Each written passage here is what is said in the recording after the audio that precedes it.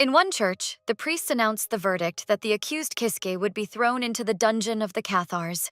Kisuke declared that this was slander. He had done nothing wrong. The head priest replied that they had had enough of this nonsense. He ordered that the accused be removed from here. Kisuke screamed that he was being set up. He pleaded to be understood, damn it. For the last time, he thought, let them be damned. The village of the Cathars, the place where Kisuke was born and raised. This village has an S-rank dungeon, a dungeon. Many adventurers have tried to conquer it, that's why it's so lively. And Kisuke works as a farmer. His crops have been spoiled. Then someone approached Kisuke, calling him Silverhead. It was the son of the village head, Darga. Darga stated that his father had said that Kisuke's crop was no good at all. Kisuke wanted to object. Mentally, he added that it was because Darga had ruined his vegetable garden. Kisuke replied to him that it couldn't be helped. It's because he's an elk. In this country, the owners of silver hair are bullied. There were once people who betrayed humanity and helped the demons. They are called alkies. Darga didn't understand anything Kisuke said. He didn't care about his apology. He hit Zyke with all his might, claiming to get it. Zyke is constantly getting hit and his crops are being destroyed. However, he has no choice but to tolerate it. While walking down the streets of the town, Kisuke met a girl he knew. The girl's name was Namiya. She was surprised and noted if Darga had been bullying Kisuke again. Namiya suggested he sit down, she would fix him up. Kisuke agreed. Namiya is his neighbor and childhood friend, the only person in this village who is close to him. Namiya notified him that everything was ready. Kisuke thanked the girl. Namiya doesn't understand why Kisuke doesn't like the people of their village. Kisuke didn't know what to do himself. He stated that everyone hates people with silver hair. Namiya thought for a moment and replied that she liked the color of his hair. Kisuke thought about how that hair brings one unhappiness. But Namiya accepts him for who he is. Namiya turned to Kisuke and declared that she was going to marry Darga. Kisuke was dumbfounded and saddened. He wanted to congratulate, but Namiya threw a quick glance at him. She asked him if he was satisfied with everything. Kisuke didn't understand her question. Namiya asked him if he planned to continue living here. Namiya doesn't think it's a good idea, since everyone here is bullying him. If he does stay, he will break down sooner or later. Kisuke asked her where he would go. This was the only place he was allowed to stay. Namiya took his hand and offered to run away together. She added that she had some savings, and it would be enough to last for a while. Kisuke turned to the girl and clarified if she was sure. Namiya is sure. She doesn't want to marry someone like him, Darga. Kisuke declared Namiya that he loves her and kissed the girl. Namiya confessed that she loves him too. Tonight, Kisuke and Namiya will leave this village. All this darkness would be left behind. Kisuke ran to Namiya's house and heard her yelling for someone to stop. He recognized her voice and rushed to her. He saw the crying girl surrounded by Darga and his friends. Darga called Kisuke a silverhead and asked him why he was here. Kisuke worriedly asked what they were doing. Darga clarified if Kisuke was blind. Kisuke looked at a crying Namiya and ordered Darga to get out. Darga didn't understand, whereupon Kisuke slapped Darga's face and told him to get out of here. Darga did not understand how he dared. Darga, along with his buddies, pounced on Kisuke. Namiya started screaming and calling for help for someone to stop this. Darga wondered what Kisuke was doing here anyway. Namiya was his wife, so why was he here? They lifted and pinned Kisuke against the wall, after which Darga ripped a fingernail from his finger. Kisuke screamed exhaustedly. Darga ripped another one out. Namiya asked him to stop and adding that he will tell him the truth. Just let him please stop. Kisuke asked Namiya not to do that. Darga punched Kisuke, telling him to slam his mouth shut. He continued mentally asking Namiya not to tell them. He began to lose consciousness from the blows of Darga's cronies. Namiya told of their plan. Darga grabbed the girl by the neck and started choking her. Kisuke began to black out and mentally called out to Namiya. The priest summarized the sentence for the convicted Kisuke. He took advantage of Namiya's parents' absence, broke into the house, raped and murdered her. For that, he would be thrown into the Cathar's dungeon. Kisuke thought sadly of Namiya's death. Upon learning the truth, Darga became angry and killed her. Then everything was built up as if it was Kisuke who had committed the crime. The priest asked about Kisuke's last words. Kisuke remained silent. He thought about the fact that he had tried to explain everything to them, but it was useless. The false testimonies of the three men, as well as the authority of the village head, nullified Kisuke's words. No use. The priest accepted that Kisuke was silent and stated that they would begin the execution without last words. The priest ordered the ropes to be cut. Darga didn't realize what good it would do if Kisuke was going to die anyway. Kisuke realized that he was. Whoever goes into the teleporter never comes back out. You could call it a death sentence. The priest ordered to proceed, and the guards accepted his order. Kisuke thought about how much he hated them. Namiya had been killed by Darg. The village headman and the ordinary villagers wouldn't even listen to him. He really, really hates them all. When Kisuke found himself in the dungeon, he knew it was S rank. The Cathar's dungeon. Just then, he heard something approaching him. It was an A-ranked bugbear creature. The adventurers had told Kisuke about him. It was almost impossible to escape from this monster. Kisuke tried to run away from it. He realized he was finished. Kisuke was screaming for someone to please help him. Then he heard a question asking if he wanted her to help him. Kisuke didn't understand, but asked for help again. Just then, a girl appeared and stated that she was giving him a skill. In front of Kisuke, it popped up that he had received the Save and Start Over skill. After that, the girl disappeared. Kisuke didn't understand how he could use this skill to defeat Bagbear. At this point, Bagbear punched Kisuke. Kisuke noted that he was finished with one blow. After a while, Kisuke woke up. He looked at his hands, noting that he had just been killed after all, so why was he alive? Kisuke was born in the village of Qatar. He's always been discriminated against, always bullied because he's an alki, and now he's being thrown to the Bagbears. That's how his life ended. Kisuke woke up and wondered if he was still alive. He just got hit by Bagbear. Shouldn't he be dead by now? Then why does he feel alive right now? Kisuke turned around and saw Bagbear, who immediately hit him. He was hit again and died again. Here Kisuke came back to life again. He wondered if he hadn't just been killed by Bagbear again. Kisuke turned around and saw Bagbear again, who immediately hit him. Kisuke genuinely didn't understand what was going on. After a moment, he came back to life again. He noted that this was strange since he had just been finished off by Bagbear. He didn't understand, so why him again?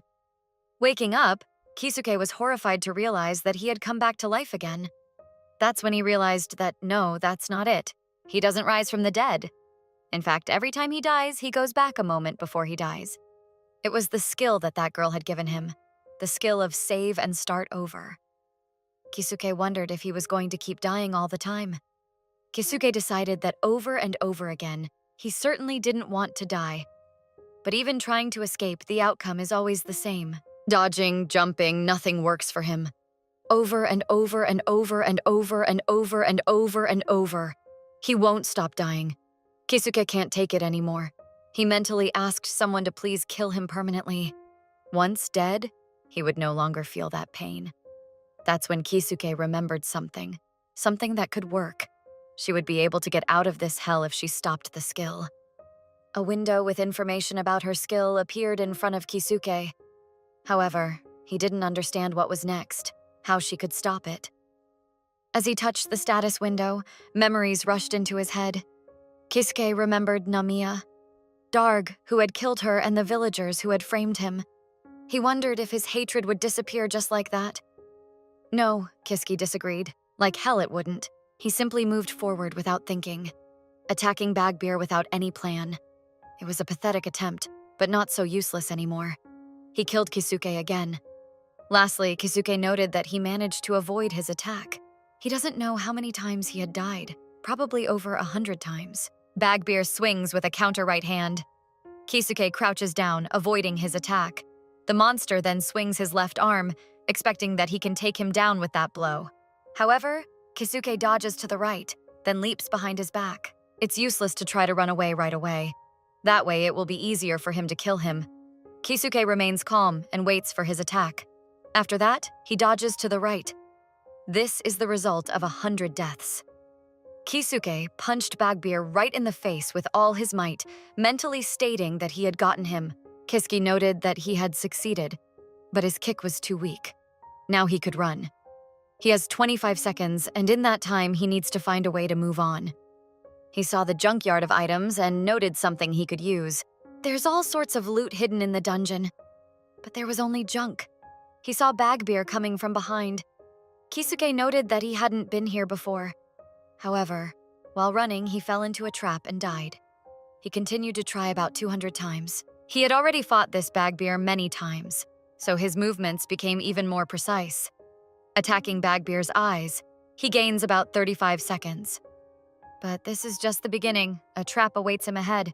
He can only move up to this point. Kisuke said he was ready, and then fell into the trap. However, he managed to land neatly and rejoiced that thank goodness he had finally succeeded. Now he can get into the secret room. Kisuke doesn't even want to count how many times he's been impaled. When he crawled over, he was happy to see a treasure chest. There was a crystal in there and it surprised him. It popped up to Kisuke that he had acquired a wisdom crystal. Its effect would appear when he used it. A huge window popped up with information about the effects of the crystal at different ranks. Kisuke wondered if those were all the skills available. He needs to pick one skill. He wondered if he could only take one, and which one would be better to choose. Kisuke thought that probably skills like healing magic or fire magic weren't good for him, because you'll need a skill like magic regeneration first. Then that leaves sword wielding and archery, although it's useless as long as he doesn't have any weapons. Kisuke came to the conclusion that means he has to choose something from the S rank. He wondered if he should choose acceleration to run fast. Although the stealth skill would be enough for survival, Kisuke decided that he would choose stealth. A window appeared that notified Kisuke that he had acquired stealth. Suddenly the exit closed and the boy realized he was trapped. And so he died again at the hands of a Bagbear. In that room with the treasure chest, he was beaten to death by 10 Bagbears. Here, Kisuke was shocked that he was from the same spot again where he first appeared. Again, somehow he made it to the place with the crystal chest. He already knew what skill he would take next time. The next Navia should be coming up. Kisuke took acceleration. He noted that it was quite good. The movement of the bugbears, he had seen them all. They had died over 200 times and finally realized the S-rank stealth skill was useless against 10 bugbears, but this skill, acceleration, should help. Kisuke was glad that he had gotten it. However, his arm broke. His body wasn't designed for the acceleration skill. Kisuke cursed and resurrected himself once more at the very beginning. Just as he thought, he found himself there again. But he had made a lot of progress. If he could use his acceleration to dodge Bagbear's attack, he would have tons of opportunities to strike back. Again, he would choose acceleration and take this room by storm. At this point, he missed the attack from the first Bagbear. The total number of attempts is about 225. Finally, he returned to the room with the chest. Just getting here was already quite tiring for him. He died 5 times because he was too relaxed. Kisuke chose to accelerate. The guy declared that yes, the fight would start and lunged at the Bagbears. However, he didn't understand why it wasn't working. This is the 300th dodge attempt. He chooses acceleration, but he keeps getting killed by Bagbears.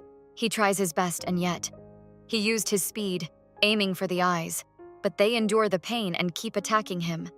It even made a grab and tried choking them, but the other bugbears kill him easily. He's afraid to think about it. But what if S-rank skills won't help him overpower even one Bagbear? He can't defeat them with acceleration. It became obvious after 300 attempts. He will have to start all over again, from the beginning. He can't even muster up the courage to pick a skill. When he dies, he is immediately attacked by that first bugbear. He'll kill Kisuke if he hesitates.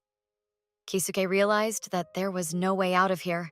That's when he remembered Namiya. Darga appeared nearby and asked if Kisuke was going back or not. Kisuke hates him. He started yelling about how much he hates Darga. If it wasn't for that hatred, he would have given up long ago. Kisuke declared that he would do it. He will come out of this dungeon and take revenge with his own hands. Now he would use it. Kisuke stepped into the melee. Acquiring the skills of body strengthening and physical strengthening, he studied how each skill worked against the Bagbears, with each attempt continuing to die. Then on about the 420th attempt, just as Kisuke thought, physical reinforcement is pretty good. Attack, defense, and jump power are all abilities that greatly improve balance. Kisuke jumped off Bagbear C. made that up on the fly. His target was Bagbeer A. Kisuke kicked him in the head. Immediately, a window popped up saying that destroying the monster increased skill points. He finally defeated Bagbeer for the first time. Kisuke noted that everything was fine. He was making progress. He opened the menu and realized that he could increase his skill level. Physical enhancement was now Kisuke's second level. If he defeats the next Bagbeer, and thus increases his level, he can reach a point where he can defeat them all. It takes 100 SP to advance to the next level of physical enhancement. This amazed Kisuke. After all, if they give him 12 SP for each of them to earn 100 SP, he would need to defeat almost all of them. Kisuke realized that it was impossible. Without increasing his skill level, there was no way he could defeat them all. Attempt number 510,000 came. Kisuke declared that he had had enough. The boy began to cry, not understanding why this had to happen to him. Kisuke stated that it was all Darg's fault. He was the reason he was stuck in this hell be damned. He would get out of this dungeon and kill everyone who betrayed him. He will do it. Though he says so, gripped by pain and moral fatigue, his thoughts have sunk into despair. He has already partially resigned himself to the fact that he won't be able to escape from this dungeon. Kisuke had accidentally acquired a skill: provocation. He noted that such a skill was unlikely to be useful. He'd have to die to try something else. Since he had chosen such a skill, we should see how it worked. Kisuke turned to one of them and called him a dumbass. This Bagbeer scattered and flew into the wall next to Kisuke. Kisuke called the other bugbear over to him and called him a dumbass. Kisuke laughed after a while, noting that they were mocking. All his previous attempts had been in vain. That's what pissed him off so much. He declared that he would use this skill to crush them all. Kisuke's fatigue was lifted like a hand. He called the bagbears small-minded and asked how long they were going to mess with him. He beckoned one by one, provoking them. There were only 2 left. Kisuke declared that he would put them both down, those stupid pigs. On about the 510th attempt, he was able to reclaim this room. After getting out of the room with the 10 bugbears, through the exit that appeared and found himself on a new level, Kisuke had run into this thing that was roaming the floor, a headless A-ranked mule. He's already killed it about 10 times, but there are some positives to it. Now the point of return is in the treasury. The thought that he would no longer have to fight those bugbears and couldn't help but feel good about it. This was a place he hadn't been to yet. He walked into the room and wondered if perhaps this was a transference zone. Except there's 3 different circles, so he has to choose one of them. Kisuke decided not to worry about that and chose the middle one. If he made a mistake, he would try another one next time. He found himself in yet another corridor and decided to just keep walking. That's when he saw the girl who gave him the skill. He saw some kind of barrier around her. He reached out and touched her. It shocked him that it broke from a simple touch. Kisuke worriedly asked the girl if she was okay. The girl replied that yes, and it was thanks to him that she woke up. Kisuke pointed out that she was the one who gave him the skill. Who was she? The girl replied that her name was Ageha Tsubaki, and she was a sealed former heroine. Kisuke didn't understand anything. Ageha asked him what his name was. The boy replied that he was Kisuke. The girl remarked that he had a good name. After a moment, she clarified that she wondered if Kisuke could lean in. Unexpectedly, Ageha kissed Kisuke. Kisuke confusedly asked the girl what she was doing. Ageha replied that she just decided to thank him. She clarified, really, that it was that bad. Kisuke blanched and didn't know what to answer. He sincerely didn't understand what this girl wanted. Ageha inquired if he wanted to get out of the dungeon. Kisuke replied that yes, he definitely wants to get away from here. Ageha accepted that. She grabbed Kisuke's hand and ran, telling him to follow her. She will get him out of this place. Ageha destroyed the monster with A-Rang in an instant, and it stunned Kisuke. The girl turned to Kisuke and asked him if she was strong. The guy replied that yes, she is strong. Ageha is very strong, and he feels more confident with her. Then he noticed that she was doing something and inquired what exactly. Ageha replied that it's a thing that takes out and puts away different things. That skill is called storage. Yes, Kisuke had heard of it. That skill was in the status window. Ageha stated fine and she took the magic stone. Ageha called him further. He asked her where they were going. The girl replied that they were going to the room with the mid-boss of the dungeon. Kisuke was shocked that she was going to the mid-boss. Did she really want to fight him? Ageha pointed out that they can't move on until they defeat him. If he hadn't come, she would have remained sealed there forever. So she would fight for Kisuke's sake. Kisuke noted that he was only alive because of her, so it was mutual. Ageha noted that why not? After which she opened the door. There was an S-rank stone giant, Golem. It is so big, 10 meters high. Ageha asked him to step back. Kisuke clarified if the girl was sure. Ageha stated that she would protect him. Kisuke was amazed that Ageha is really strong. She's fighting that golem on equal footing. At this rate, she would really defeat it. The golem's punch was so powerful that the girl couldn't block it completely. Kisuke got upset and used provocation. He turned to the golem and asked it where it was staring. Ageha shouted that no, you don't. The golem threw a punch at the wall where Kisuke was. The girl noted that he had said he would protect him after all. Kisuke got out from under the golem's arm and stated that he was very good at dodging, because he had dodged Bagbirov's punches so many times. Ageha called his name cheerfully. Kiski pointed out to the girl that the Galea's arm was stuck in the wall. Ageha lunged towards the golem, using the sword technique of the Holy Path, Dragon Slayer. Ageha chopped the golem in half. After that, the girl jumped into Kisuke's arms, happy that it had worked out. Kisuke noted happily that they had done it. They had defeated this level's mid-boss golem. At this moment, he thought that everything would be fine now.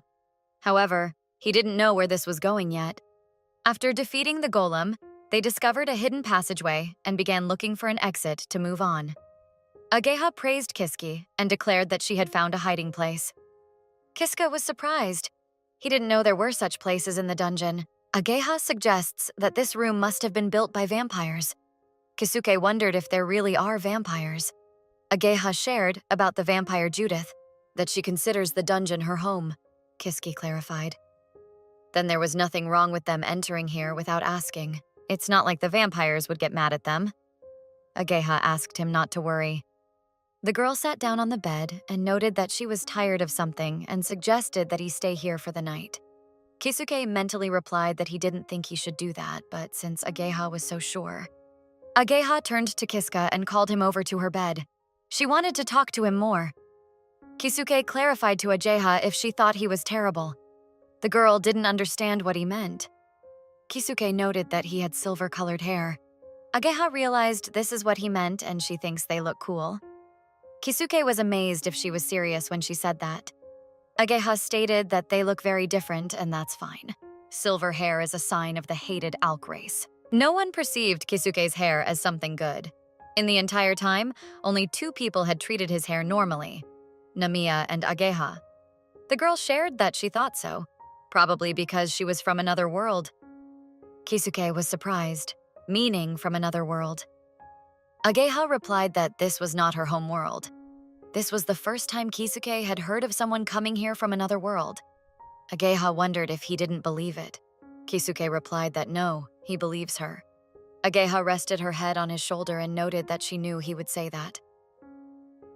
This strange intimacy might have been between them. The boy thought that in another world, perhaps this was the way things were done. Suddenly, Kisuke's stomach rumbled. The girl clarified if Kisuke was hungry. Kisuke noted that he hadn't eaten anything since he came to this dungeon. Ageha remembered that there was some meat of a headless mule left in the storehouse. She asked his permission to cook her dinner. After a while, Ageha noted, it was ready and could be eaten. The girl offered him a taste. Kisuke agreed and wished her a pleasant appetite. Kisuke remarked that it was delicious. The girl was very pleased. It's hard to get food in the dungeon and he doesn't know how to do anything complicated. It looks like she has some seasonings and spices in her storage. She used them to make a very tasty dish. And it's the first normal food he's had since being thrown into this hellish dungeon. Somehow, he can't even believe it. Ageha worriedly asked if he was crying. Perhaps she had added too much spice. Kisuke agreed and noted that not much at all. Kisuke exhaled and shared that he was so tired today, so he would go to bed early. However, there was only one bed. Kisuke stated that he would sleep on the couch, and Ageha could lie down on the bed. The girl pointed out that they didn't necessarily have to sleep separately. They can sleep in the same bed together. Kisuke doesn't think that's a good idea. Kisuke thought about the fact that if it continues like this, with Ageha's strength, he can get out of the dungeon. Honestly, it's pretty pathetic to rely on a girl's strength, but with her, he has a chance. That's why from now on. Suddenly, he saw Ageha climbing on top of him. The girl announced that she was here. The girl kissed him and started coaxing him to touch her breast. She took his hand and placed it on her own. Ageha asked him if he could feel her heart pounding. The girl declared that she loved him. She kept saying that she loved him so many times. Kisuke asked her to stand. It's not like he did anything to make her feel so special about him. Ageha didn't understand what he meant. The girl stated that Kisuke saved her. All this time she was sealed in the depths of the dungeon. For hundreds of years she was alone, waiting for a prince to rescue her one day. So to everyone who came to the depths of the dungeon, she bestowed her skill. Ageha gave Kisuke this skill because she wanted him to save her. But it was all to no avail, and it seemed like the girl had given away her skill countless times. But all these people gave up midway. Kisuke was the only one who could reach her. Ageha called him her prince. She had waited for him for so long. The girl started to undress, but Kisuke asked her to wait, to stop. Kisuke admitted that he couldn't do that. Ageha clarified why. The guy confessed that it was because he loved someone else. The girl replied that it was okay. She would still be happy even if she became second. Ageha started to kiss him, but Kisuke pushed her away and told her to stop. The girl fell to the floor. The guy apologized and clarified if he was okay. He can't help it when she pounced on him. He immediately remembered those guys who tried to rape Namiya. Ageha apologized and noted that she had rushed things a bit. The girl went back to sleep back on her bed. Kisuke noted that he had unwittingly pushed her. He should have found a gentler way. It sounded awkward, but there was no way he could get out of the dungeon without Ageha's help. Tomorrow, he would need to deal with his feelings. When Kisuke woke up, he saw Ageha hanging. The guy felt very sick at what he saw. He wondered if she couldn't bear it. Had she committed suicide because he had rejected her? Kisuke sincerely didn't understand. It wasn't his fault after all. It was an accident. When he got out of the shelter, he was attacked by a headless mule. Ageha's power had gotten him this far, and now that it was gone, he was easily caught by the monster and killed instantly. Kisuke returned to the place again, after fighting with 10 bag-bearers. He realized that because of his choices, Ageha had died. He did not understand how he should act, whether he should accept Ageha's love. He thought of Nami, who is no more, but Ageha is alive. He found himself together again at Ageha's place and decided that this time he would accept her love. In this way, he would surely save her. The girl seriously asked the guy who he was. Kisuke introduced himself to the girl. She replied with a stone face that it was the first time she heard. Ageha also added that he smelled so disgusting. Kisuke didn't realize what it was. She was acting weird. The girl in front of him doesn't look like Ageha, though she looks like her. Kisuke worriedly asked the girl if she was Ageha. The girl realized that this was not the first time they had met. If she gave him a save and start over, it was only natural that they met before he traveled back in time. The girl accepted this and decided to guess that he had behaved in a hostile manner towards them last time. Kisuke asked her to stand and pointed out that it was a misunderstanding. He was not her enemy. Ageha replied with a horrified face that was why he stank so badly. She grabbed him by the neck and stated to listen to what she had to say. Let him not hope that death will allow him to right any wrong. Even after dying, his deeds leave a trace in his soul. Kisuke asked her something about who she was. Ageha replied that she was the same evil being, so let him not hope for small talk. Kisuke asked her to talk to the girl. Ageha replied that no, he had already rejected her. Kisuke didn't understand why the hell that had happened. Ageha decided to give him one last piece of advice. Let him not get involved with Ageha anymore. With those words, she snapped the guy's neck. Kisuke doesn't understand what the point of this is. Who the hell is she? Maybe she has a split personality. He remembered that he can't mess with Ageha anymore. Chances are she'll kill him again. In that case, he wouldn't go back to her and the seal wouldn't be broken. However, Without Ageha's help, it will be much more difficult to go through the dungeon. Then he would have to choose another path. Kisuke noted what he found, and that time he used the center circle. So now he would choose the left teleporter. He saw the same kind of corridor that Ageha had. As he walked down the corridor, Kisuke saw a girl sitting at a table. She was surprised and remarked that it was rare for an outsider to enter this place. He couldn't believe it. A girl leisurely drinking tea in this hellish dungeon. Kisuke wondered who she was and what it meant. The girl asked him what he needed. Kisuke shared that in general he was looking for a way out of the dungeon. The girl understood him, however, it was disrespectful. The girl stated that the great, true vampire in front of him. Perhaps he knows her by the name Judith.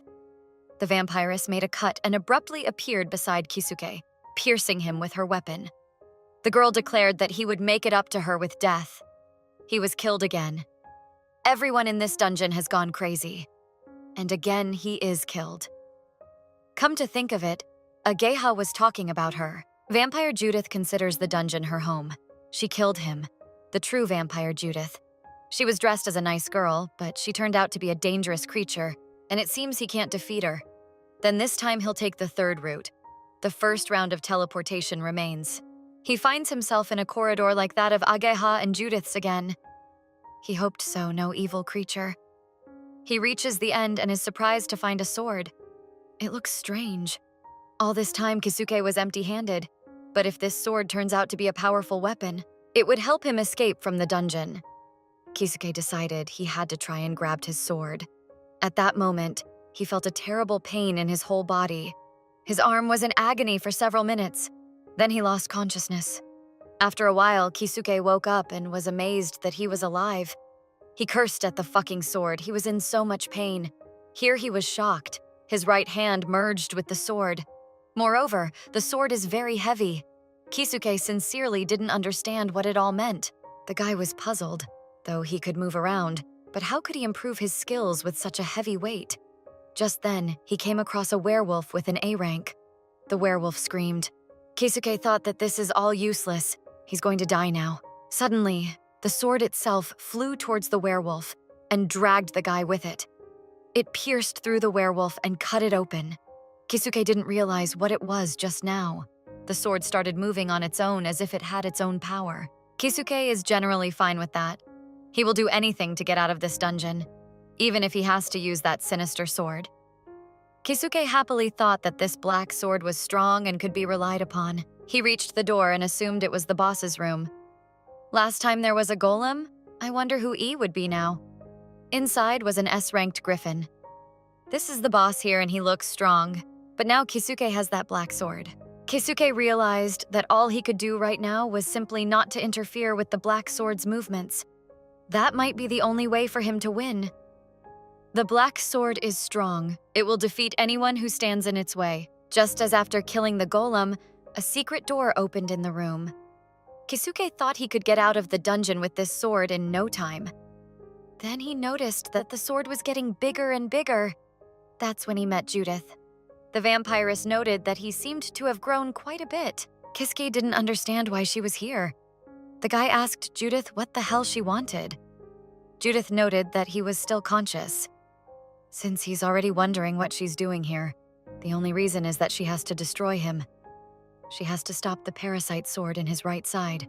Kisuke was amazed to hear about the parasitic sword puppeteer. Judith clarified that he is more accurately a parasitic sword puppeteer. It grows by parasitizing on humans and eating monsters. This thing is very dangerous.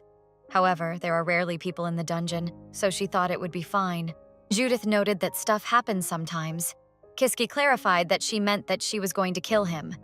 Judith noted that it's a good thing. He doesn't have to explain. He's very understanding and she likes that. Kisuke was shocked. Why on earth did she tear off her arm? What the hell was she up to? She made a sword out of her arm and declared that in such a case, please let him die.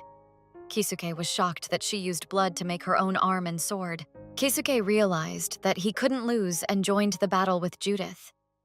Judith noted that this sword had grown to the point where it was no longer easy to handle. Kisuke wondered if this was a chance to pass on. Judith threw up her hand and summoned a scarlet downpour. The vampiress shared that she didn't like the technique. She couldn't use her left hand for a while because of it. It didn't matter anymore. Kisuke noted that, well, here we go again, rolled back again. The guy didn't understand what he should do. First, he needs to understand the situation. Using the first round of teleportation, he will encounter the sealed Agaha. After breaking the seal, he would be killed by some other personality in her body. If he uses the second circle, the vampire Judith will finish him off as well. By choosing the third path, he will get the parasitic puppet sword and go deeper. But then Judith shows up and kills her. If he wants to stay alive as long as possible, he should probably choose the third circle.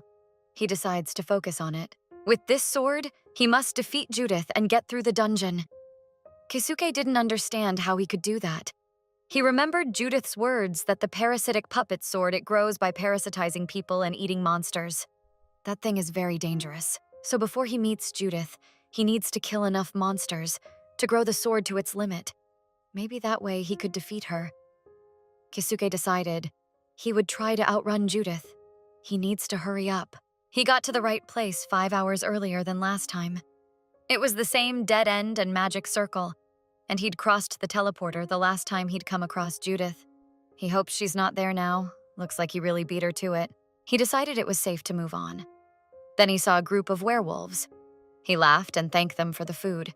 He would eat them all. After a while, Judith appeared in the werewolf room and wondered what couldn't be. He had already eaten so much. She noted that the puppeteer had gotten very old, and she would have to work hard. Judith saw Kiski and noted that she knew that consciousness had already been seized. Kiski didn't understand her. He asked her what the hell she was talking about. The vampiress replied that yeah, nothing, and she was going to kill him anyway. She suggested that he try to attack her. Kisuke can't. Even by cultivating a puppeteer, he can't defeat Dujdid. He tried again and again, and there were even times when victory was very close. However, even if everything succeeds, by then the puppeteer will have completely absorbed her consciousness. Getting out of the dungeon in this state has no meaning. The way of Agaha, the way of Judith, the way of the sword puppeteer, all these routes are useless. It was obvious that he was stuck. There's another way that he hasn't tried. He remembered something. Kisuke didn't wonder what might suddenly happen and why he shouldn't try.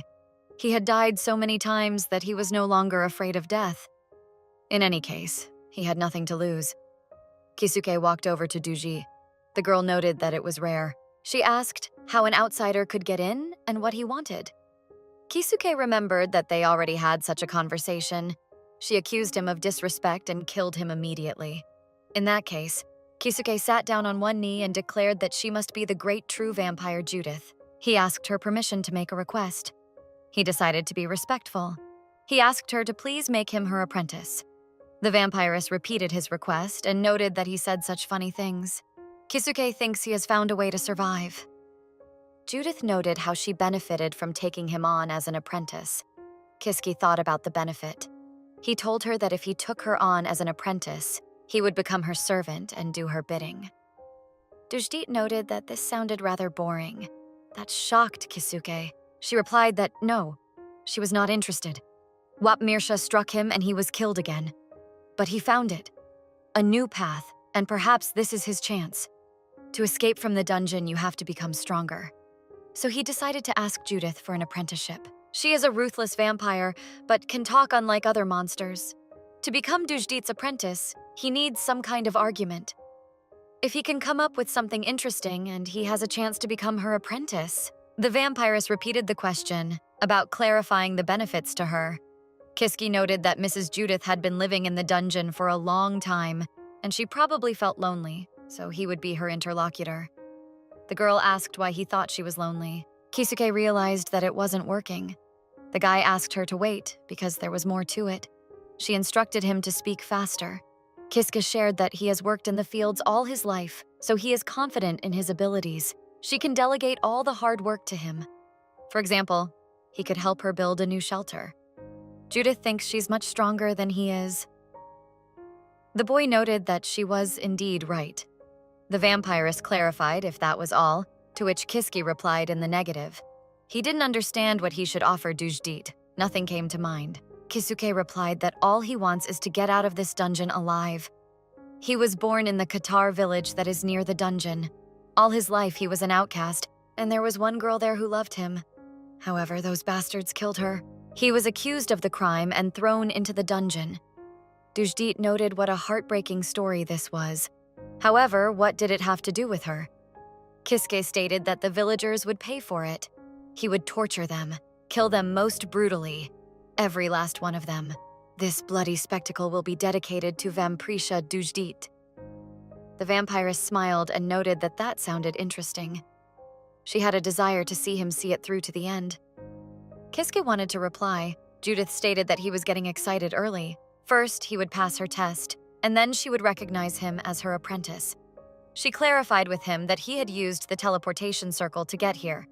Kisuke confirmed that, and out of the 3 circles, he chose the one on the left.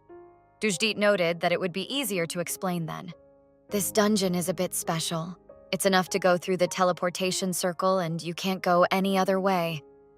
Here, Kisuke noted that they had come to the place he had traveled to. Judith shared that, however, if one secret was used, there was another way to go. He had no idea there was a hidden passage. They reached a dead end, and Judith pressed the stove. After that, they found themselves in a room with the very same sword. Dujdit told me that it is a parasitic sword puppeteer.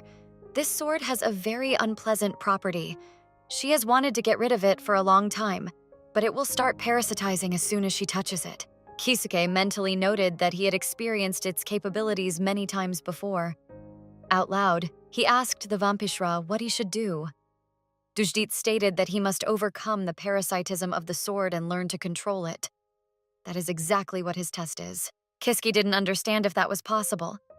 Judith shared that he has about a 1 in 10 chance. She's afraid there's no other choice. If he refuses, she'll have to kill him. Kisuke replied that he understood, so there's no need to kill him. Judith will tell him how to do it.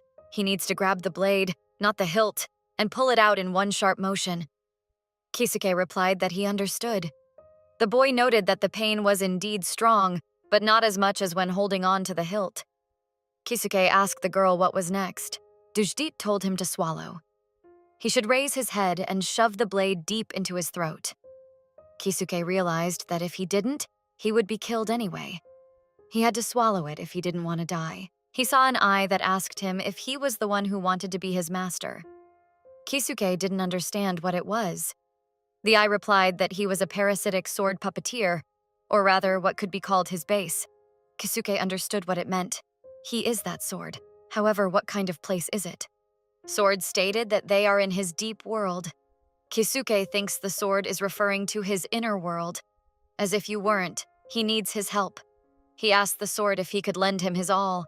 The sword agreed. Kisuke was wondering if the sword was too easy and sure of it. The sword replied that it was a strange question. He had asked for it himself. Kisuke agreed. He just thought the sword would say no. The sword shared that he could smell something familiar and coming from his soul. Kisuke was amazed to hear about the familiar scent. Sword added that that's why he thought he might follow him. Sword stated that it was a pleasure to meet his master, whereupon Kisuke woke up. Judith was surprised. She didn't expect him to actually make it. Kisuke confirmed. He seemed to have done well. He had managed to gain control of the parasite sword. The vampiress congratulated him. He had passed her tests. Kisuke thanked her for accepting. Thus, he became the vampiress Judith's apprentice. From that day, their strange life together began. After Judith took him on as an apprentice, he spent the next night in the shelter where he had previously rested with Ageha. The thing is, there is only one bed in each shelter, so it came to him to sleep in a separate room. Apparently, there are several other hideouts in this dungeon. Kisuke turned to Mrs. Judith and apologized for disturbing her. The vampiress noted that it was him and wished him good morning and stated that he had come so early. He bowed to her and wished her good morning. Even now that he was her apprentice, it was still hard for him to get used to such a thing. Judith said that from now on, she would teach him as her student. She asked if he was ready, to which Kisuke agreed. He added that he could withstand any, even the harshest training. The vampiress accepted that and replied that she would go change then and let him wait for a few minutes. Judith clarified what skills he possessed. Kisuke replied with provocation, and that was the end of it. The vampiress noted that it was rather meager. Kisuke agreed, he knows it himself. There are actually two: provocation and save and start over. But he figured he shouldn't tell her about the second skill.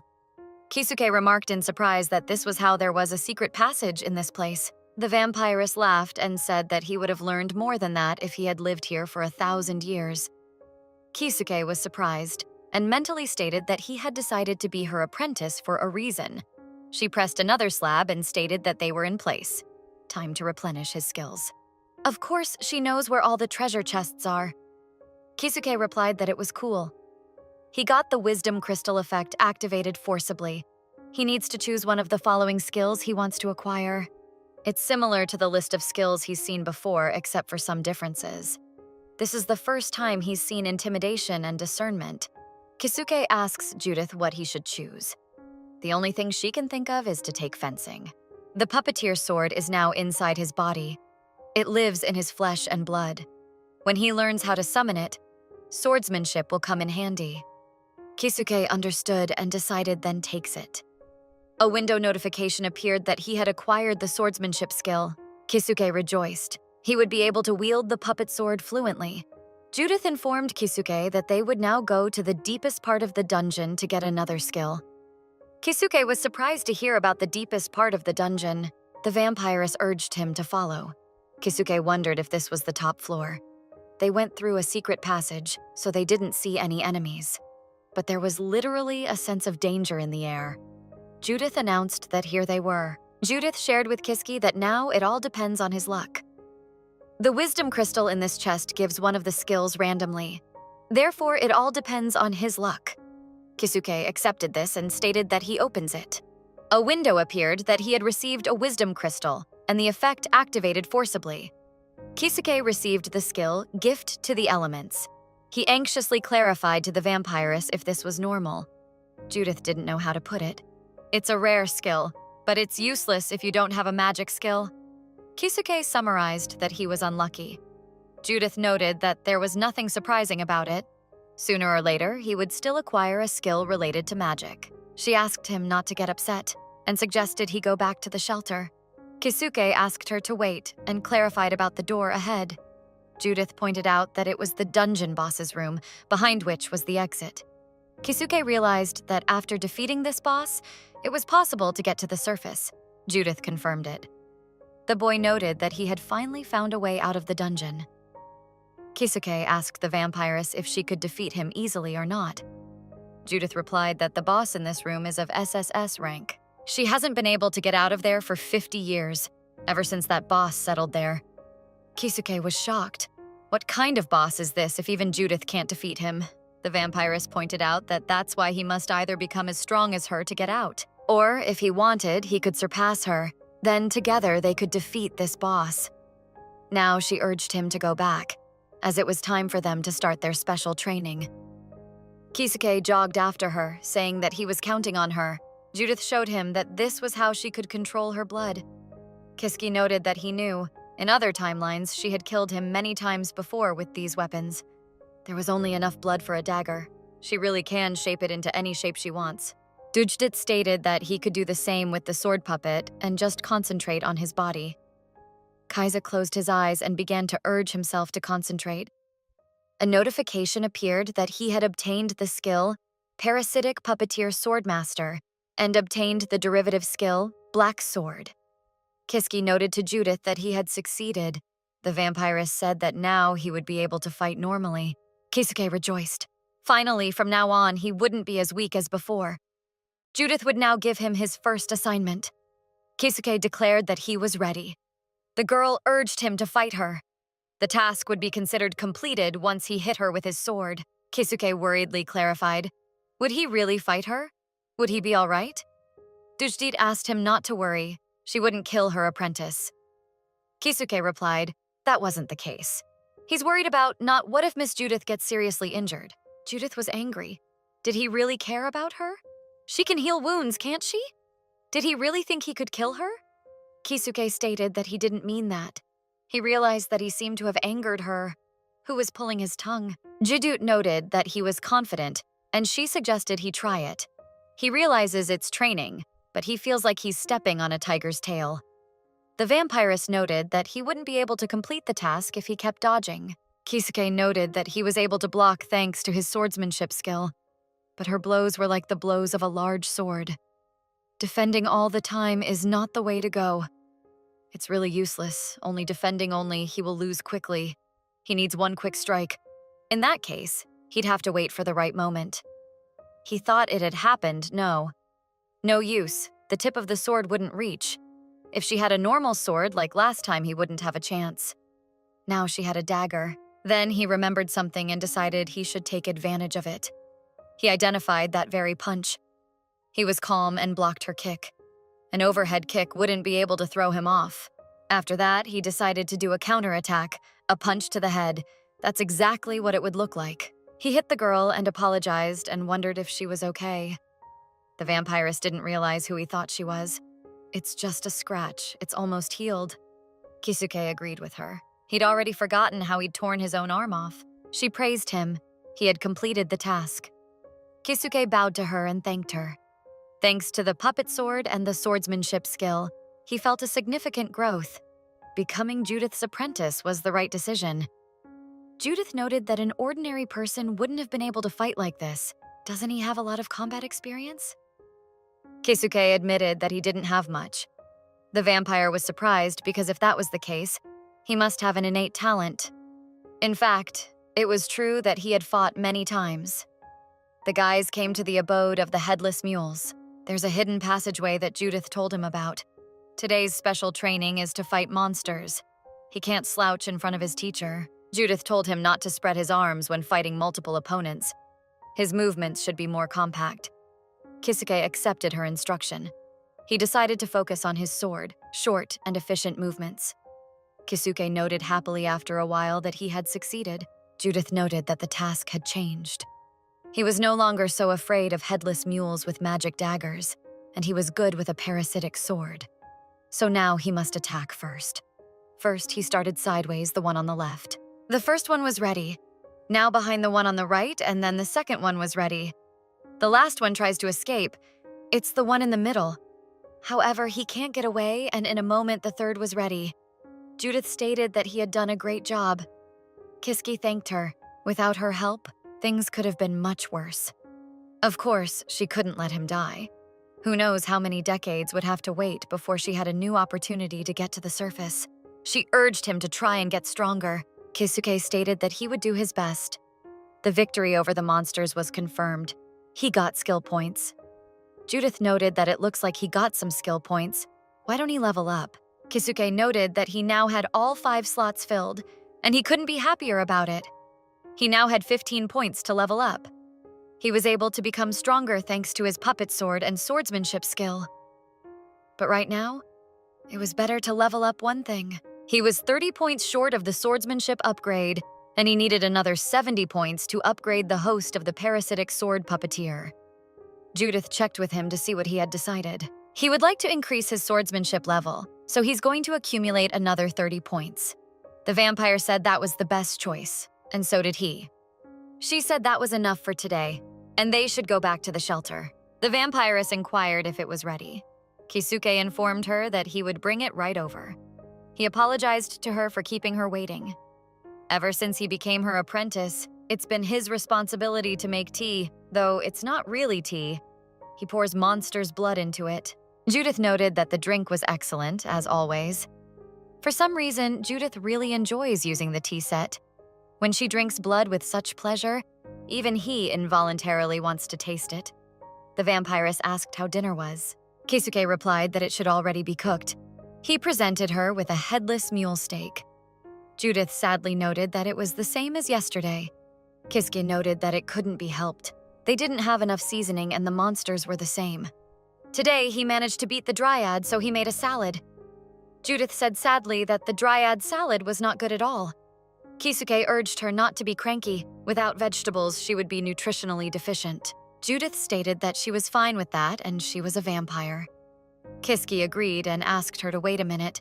He handed her a plate of dryad fruit. The girl noted that they grew on the underside of the leaves.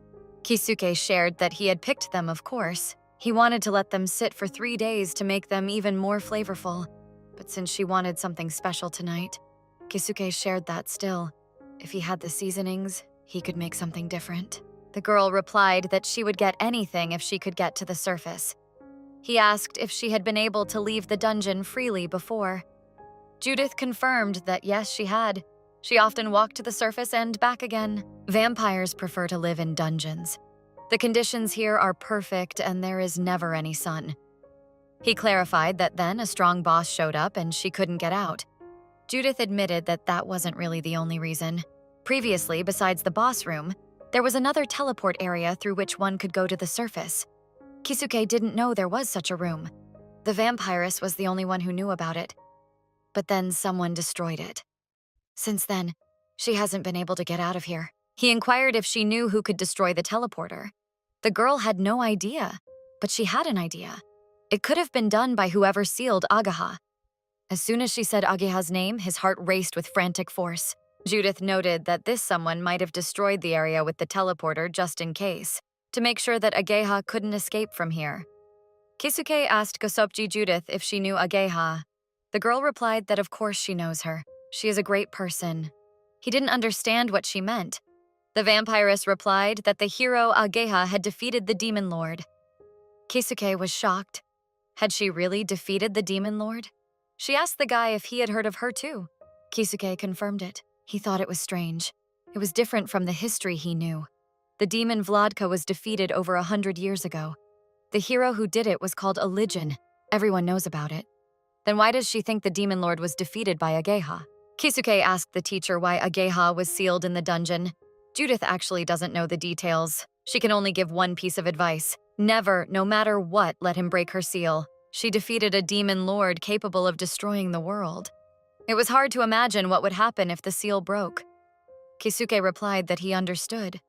In fact, he had already broken Ageha's seal in another timeline. He hoped it wouldn't cause any problems. Kisuke clarified with the lady if he could ask her one more question. He asked if she had now eaten his share. Judith cheerfully replied, no, she had not eaten. He noted that he hadn't eaten the fruit yet. The vampiress stated that no, she had not eaten his share. Kisuke remarked that this was discrimination in teacher-student relations. They decided it was time to go to bed, so the training continued day after day. Several months had passed since then. Kisuke was informed that skill points had been obtained, and he had reached the necessary conditions to level up. The swordsmanship skill had been upgraded. Kisuke informed the teacher that his swordsmanship skill had reached the 3rd level. Judith shared that at this rate, the day when they could get out of the dungeon would be very soon. Kisuke stated that by becoming stronger, he would be able to lead Judith outside. The girl smiled sweetly and replied that he had said that before. He stated that he would then start cutting up the monster. Judith decided to go to the Bujizers for now. Cutting up monsters is a student's job. Kisuke notified Judith that he was back. However, he saw a naked vampire. He apologized as he ran away. Dujdit ordered him to stand. Kisuke thought to himself, just what he needed. She's going to lose her temper. The vampiress noted that he had such a funny reaction. He cleaned up after dinner and thinks his work is done today. Kiski announced to Judith that everything was ready. She had sorted out the dishes, and so she would go to her hiding place. The vampiress asked Kiski if he wanted to sleep with her tonight. The boy clarified what was the reason for such a sudden change. The girl replied that there was no particular reason and she was just in the mood. Kisuke said that if she wasn't there, he would sleep separately. Dujdit noted that he was more stubborn today than usual. Kisuke noted that she looked so cute now. He would feel guilty if he turned her down. He said he understood and agreed to sleep together tonight. Kisuke thought that there was nothing wrong with them sleeping in the same bed. Judith shared that it felt like the day they first met was a long time ago. Kisuke agreed. When they first encountered each other, he saw the vampire as nothing more than a scary monster. Now, lying next to her, he has a strange feeling. He said that she had intended to kill him the first time they met. Judith wondered how he knew. She probably thinks he sees right through her. In fact, he only knows because she's killed him many times. The vampiress apologized to him. People she met tried to kill her the first time they met her, so she's always careful. Kisuke said it's okay, he holds no grudge.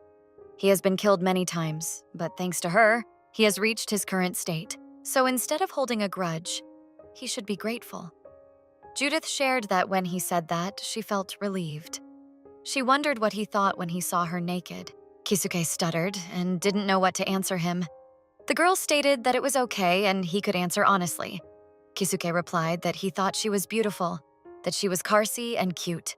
Dujdit asked him to continue. Kiska added that she was also erotic. The vampiress noted that she didn't realize he was also a pervert. He asked her to stop teasing him. The girl laughed and apologized. She wondered that if she showed her naked body again, what he would do. Even in this situation, he can't help but think of Nami and Ageha. Nami is still in his heart, so he feels an inner resistance. And if he refuses, suddenly something like what happened to Ageha will happen. Kisuke didn't know what to do. He sat down and turned to Judith's teacher. He thought that his present life was not so bad. The girl replied that she wasn't complaining either. Kisuke continued that, and yet he was afraid. The girl wondered what he was afraid of. Kiska shared that if he continued to live a comfortable life, he feared the spirit of vengeance within him might disappear. When the bagbears kept killing him, he kept cursing his fate. But now he has enough power to defeat monsters and a beautiful girl by his side, if he continues to live like this, one day. Kiski admitted Judith likes her, but he apologized. However, he couldn't right now. The girl replied that she understood. Judith just kissed Kisuke. He thought about the fact that he really liked Judith, except that he had to settle some scores to move on. Judith stated that they would then move on when his revenge was over. Kiski rejoiced. She really seemed to have figured it out. Judith confessed to Kiska that she liked him. Suddenly, Agha appeared and cut off Judith's head. The girl asked him why he rejected Ajha but still accepts her. He is mocking her. Kisuke was trembling all over. He didn't know what she was doing here, and what about the seal? He realized that she appeared the same as when she gave him the skill to save and reset. Judith called out to Kisuke his severed head to run away from here soon. She was too dangerous. He turned to the girl and noted that even with her severed head, she was still. Ageha went to Judith's head and ordered her to shut up. Kiski starts to ask her to interrupt. Stop, please. His words stuck in his throat. His head was empty. Ageha turned to Kiski and declared that she loves him. That's why she wouldn't let him be with another. She threw her sword at him and killed him. Kisuke didn't realize all the way back, and if he was going to die again. Kisuke woke up and wondered with horror what time he had returned to. All 5 slots were filled and he was back to where he started. Kisuke couldn't believe it. All those months he had spent with Dujdit and they were gone. Kiski cried and he decided he wanted to see her again. He walked and thought about the fact that maybe she still remembered him. Kiski reached her and mentally rejoiced. Judith noted that this was so unusual. It was rare for outsiders to enter here. Kiski noted that she seemed to have forgotten, but he would try anyway. He stated his name was Kiski and asked if she remembered him. He thought that maybe his name would help her remember something. The girl apologized, but she's sure she doesn't know him. Kisuke shuddered. He thinks it's useless. He feels like he's going crazy. He will have to start all over again from the beginning. Kisuke cried at that. Judith didn't understand what was wrong with him. He thought of his spirit being broken many times, his heart broken. He sat down on his knee and turning to the great vampire, Judith stated that he had a request for her. He asked her to please make her his apprentice. He thinks he will have to try again. Judith was surprised at the offer to make him her apprentice. He will become her apprentice again so that they can get out of this dungeon together. Maybe Judith will kill him again. In that case, he would come here again and again. When he looked up, he saw that Judith had no head. Ageha appeared and stated what she had told him. He won't let him get together with another girl. After that, Ageha pierced his throat with her sword. He realized that it looked like he couldn't go near Judith, or else Ageha would kill them both. Teacher Dujdit had taught him many things. The structure of the dungeon, the location of hidden passages, where to find treasure, pleasing skills, how to fight with a sword and how to control a parasite. Their bond was gone, but he still had that knowledge in him. Now he could do it, and he would make it out of the dungeon. He thanked his teacher Judith for her work. He would use the knowledge and experience she gave him and pass the dungeon. Kisuke picked up the puppet sword. He remembered to hold on to the blade instead of the hilt. Then he needs to insert it right into his throat. The sword said hello to him. It felt good to meet him. Kisuke also said hello and introduced himself. Sword noted that it was strange. It felt like they had met before. Kisuke noted that it seemed like the sword had said something similar last time. Kisuke had a request for him, if he could lend him his power. The sword hesitated and stated that she didn't even know what to say. Kisuke remembered that Sword had immediately agreed last time. Kisuke genuinely didn't understand why. What was the problem? Sword shared that he had his own goal. Right now, he's just trying to see if he can achieve it if he follows him. Kisuke asked him then to tell him what his goal was. Sword admitted that he wants to become human. He thinks that by parasitizing humans and taking over their bodies, he could become human. Kisuke clarified that he wanted to tell the sword that if he controls the sword, he can't become human. Sword doesn't know. He has parasitized many people in his life, but so far he has never been able to accomplish that. Although he doesn't know why, it seems to him that under Kisuke's control, he could get closer to his goal. Kisuke clarified that it turns out he agrees. Sword stated, okay, he decided it was worth a try. He feels that their meeting is predestined by fate. From now on, the sword would follow him. Kisuke rejoiced that he had succeeded. He was now back in control of the sword. He obtained the skill, Master of the Parasitic Sword Puppet, and also obtained the derivative skill, Black Sword. Well, he can fight again. He headed forward. It was time to get skills. Kisuke got the swordsmanship skill and remembered that he next could take a random skill. The second chest with the wisdom crystal is in front of the main boss room. It would take time to obtain it, and it would involve some risk. The last time he had gotten the gift for poetry skill, he had never been able to use it. He realized that he didn't have to force himself to go there right now. We could leave it for later. It would be better to do monster hunting instead. He decided that he could raise his swordsmanship level then. Kisuke decided that was exactly what he would do. He was notified that he had received skill points and had reached the prerequisites to raise his level. He had an increase in the level of his swordsmanship skill. In half a day of monster hunting, he managed to raise his swordsmanship to level 2. However, he destroyed most of the headless mules in the places he knows. It would take a while for them to reappear. He wondered that so he should probably get busy killing werewolves. But he realized that was how Judith might show up. Now was not a good time to go out with her. Plus, if they run into each other in this timeline, there's a chance she'll suddenly kill him. Well, if he tries to negotiate with her, then they will be attacked by Ajeha in her ghostly form. Judith had studied the dungeon very well, and it turns out he should be hunting monsters and trying to avoid meeting them at the same time. He didn't understand what he should do. Suddenly, the sword addressed Kiska as its master. The sword clarified that he seemed to be in trouble. Kisuke wondered if he could really talk in this form. Sword stated that he was a little surprised as well. He thought it would take a little longer to learn to speak, but it seems he and Kisuke have a high compatibility. Kisuke agreed. That seemed to be the case. He could probably talk to it now because he used it too often. The sword clarified once more with his master what was bothering him. Kisuke shared that he actually wanted to earn more skill points. Perhaps he knows some special way. Sword asked him to rely on him. He would be able to help him with this. Now he would take him to the right place. The master just needed to follow the instructions. Sword noted that it was around here somewhere and the switch was camouflaged by the floor of one of the blocks in the second row. Kiske found it and wondered, there really was another hidden passage here. Kiske wondered how the sword knew about this place. The sword replied that its former owner had stumbled upon it by accident.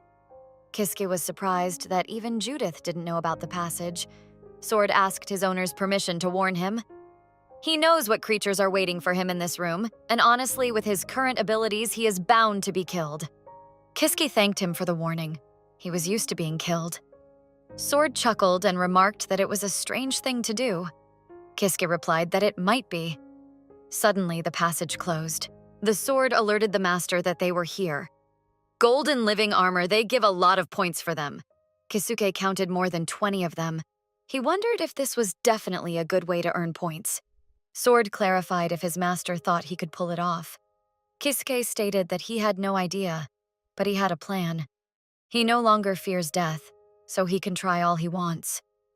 Kisuke turned to the black sword and stated to it that it was time to hunt the little brat. Golden living armor, about 20 pieces. Kisuke had heard that these monsters were stronger than bugbears, but now it had weapons. Bugbears fought with their bare hands, but these guys are armed. Kisuke started to use provocation and called them rusty bastards. The sword praised its master. Kisuke noted that despite his appearance, he is confident in group fights. This fighting style is effective for fighting in a crowd. But he doesn't get points for their friendly fire, which isn't good. But in terms of reducing the number of enemies, it's quite effective. Kisuke used provocation once more, but he regretted it, so he's dead. Perhaps he got too carried away.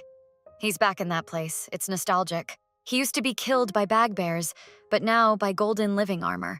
Kisuke had died hundreds of times. He stated that he would still continue to do so, though he would have to start over again.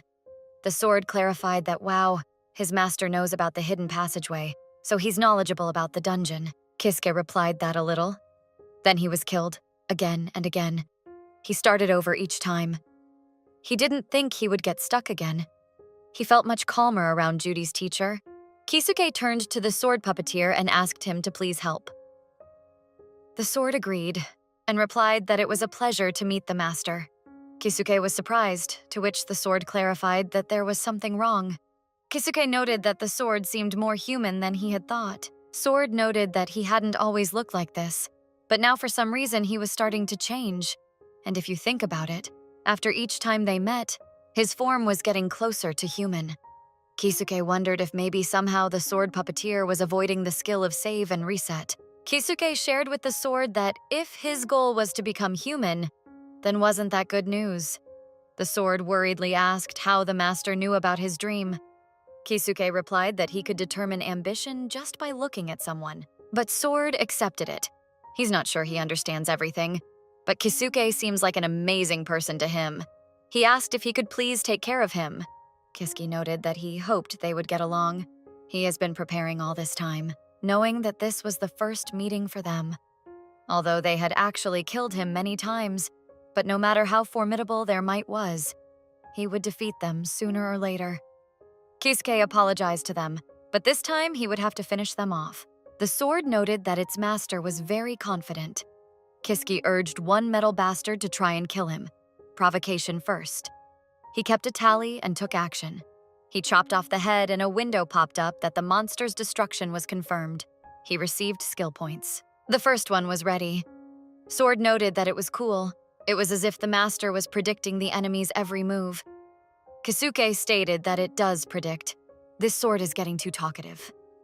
Kisuke knew that he was now facing an attack from the golden living armor, a blow aimed at his back. He needs to lower his center of gravity and turn around. He ran the attack and noted that so far things were going his way. Kisuke urged himself to pull through. There was a fourth ready to go. A window appeared that the monster's destruction was confirmed. They received skill points. Kisuke knew it was possible to earn points here. About 10 times more points than the other rooms, a huge difference. After killing 4 people, he had gotten as much as 416 points. Now he would use them. The swordsmanship skill had been upgraded to level 3. The parasitic sword puppeteer host skill has been upgraded to level 2. The random skill pulsating greatsword was also obtained. Kisuke used the pulsating greatsword and noted that the weight was so familiar. He remembered that this sword was capable of moving on its own. Kisuke used the parasitic sword puppeteer's swift dragon strike technique. He pulls it behind him, just like in the time of parasitizing. The sword praised its master, and Kisuke praised it back. Not a bad feeling. With that kind of power, he could really do well. Last time he made a stupid mistake and died somewhere around here. Kisuke noted that there were only a few monsters left and needed to focus. Suddenly there was a sound. Sword clarified. Did he forget to say? This type of local boss is a SS rank monster rank SS living armor cavalryman. Kisuke didn't understand how it was possible to forget about it. In front of Kisuke was a monster with a difficulty rank of SS, the living armor of a cavalryman. Kisuke checked with the sword to see if they could handle it. The sword stated that it was all up to him. The master, its past owner, had been defeated by this thing. Kisuke realized Except he's the only one who wields the sword puppeteer better than him. The sword asked the master not to say that. They made a pretty good duo. He has fought many times using the sword puppeteer, so he can't lose to some little brat. Kisuke noted that there were still a few pesky minions left. He suggested that Mao finish them off as soon as possible, and called upon the sword puppeteer's technique of a scythe cutting the wind. The sword noted that it was amazing. For someone using this technique for the first time, he did very well. Kisuke replied that he must be a genius. He mentally added that this was actually his second time. He was certainly done with the little things, but now the last monster was left, the cavalryman's living armor. Kisuke noted that the spear had a distance advantage, and those blows were quite painful. Kisuke checked with the puppeteer to see if he could shorten the distance between them. The sword replied that he would try his best. Kisuke realized that this monster was too good and he couldn't think of anything. If he doesn't do anything, he will have to start from the beginning. Kisuke realized that there was only one thing left to do. He turned to the puppeteer and said that he needed what they were talking about. The sword agreed, but replied that the master might die. Kisuke clarified, didn't he say he wasn't afraid of death? Since the spear won't let him do damage, then he'll sweep it away with one blow. Kisuke used the puppeteer's sword technique, a big wheel kick. Unexpectedly, but he won. A window popped up saying that the monster's destruction was confirmed. He received skill points. The sword noted that it was a good job, so he had accumulated enough points to raise the sword to level 3. Kisuke agreed that this seemed to be the case. He already had 1,300 and 320 points. He needed 700 points to raise the puppeteer master's level. Then he would invest in this skill. Skill points used, the parasitic sword puppeteer master skill was raised to level 3. A derivative skill, Ruthless Predator, was obtained. Kisuke worriedly asked the puppeteer what was wrong with him. The puppeteer stated that this was it. This was what he was looking for. Kisuke noted happily that it no longer looked like a sword. He wondered what he was going to do in this form. The puppeteer stated that he would of course chew, after which he swallowed Kisuke. He thanked his master. Thanks to this, he could finally become human. Kisuke cursed it. The sword had set him up. He didn't realize that the parasitic sword wanted to eat him. Kisuke wondered if it turns out that he wouldn't be able to use the parasitic puppet sword now. He decided that he could take the sword from the golden living armor and rely on the swordsmanship skill, I guess. But he immediately realized that he couldn't get through to that room without the parasitic sword. He bought into the whole thing and thought they'd make a good duo, but the sword fooled him. That's when he got an idea. The puppeteer greeted the Chuzen and stated that he was glad to meet him. Sword noted the Chu master coolly doesn't do cool. He didn't think the man could overpower them all. Sword persuaded the Kojazin to use the skill points he had gained to raise him to level 3. Kisuke refused. He wouldn't do it. The puppeteer didn't understand why not. After all, if he reached level 3, T would become even stronger. He could be more useful to him. Kisuke stated that he had noticed a long time ago that the puppeteer was going to eat him. The puppeteer tisked and wondered how he knew.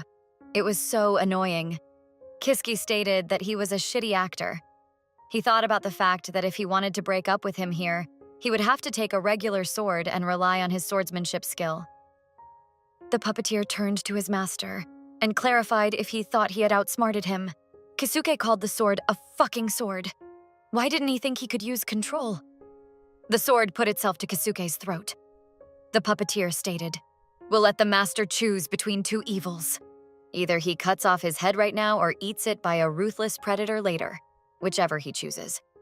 Kisuke realized that both options were shitty. Kisuke clarified with the puppeteer about negotiating. Sword clarified if he wanted to negotiate, to which the guy agreed. The puppeteer, after all, dreams of becoming human, then it's not necessary to kill him here and now. That would be too boring. The puppeteer agreed that it would be better if he ate him with a merciless hunchback. Kisuke clarified if it necessarily had to be him that he had to eat. Sword stated that it did not necessarily have to be him, however, one person was enough. Eating a strong human will bring him closer to becoming a human. Besides, Kuklawal is not very patient. Can Kisuke find such a person? Kisuke realized that yes, he can. There are two options, Judith and Ageha. They agreed. The sword said to take him to the place where the person he's supposed to eat is. The first person that comes to Kiska's mind is Ageha. To be honest, he has bad memories of her. Ageha has killed him many times and has behaved horribly.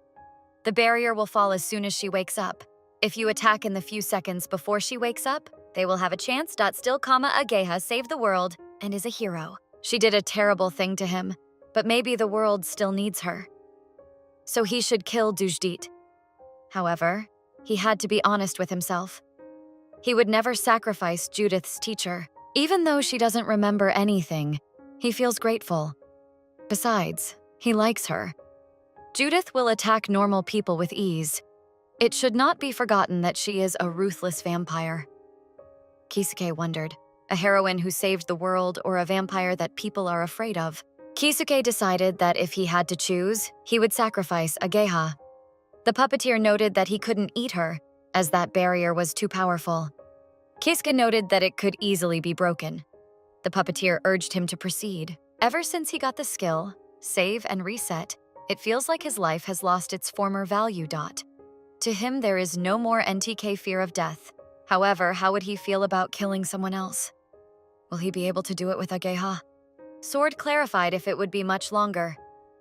Kisuke anxiously replied that for now. It was quite possible that she would do something like that again in the future. So he needs to get rid of her, and still, Kisuke threw up, disgusted with himself. He started remembering all the nice things Ageha had said to him. He can't kill someone who said he loved him. Kisuke declared that the parasitic sword could cut off his head. He can't kill her anyway. Sword stated, okay, it can't be helped. Kuklawal won't eat that girl. Kisuke clarified, isn't he going to kill him? Puppeteer clarified, does he really want to die? Kisuke replied that no, that's not what he meant. Sword said that just by watching him, it occurred to him that things like that helped them stay human. Kisuke understood and thanked him. Sword asked him to stop. He didn't like it. Kisuke stated that he would try to find a way to make Dalwode human anyway. Sword replied that he was hoping for a master.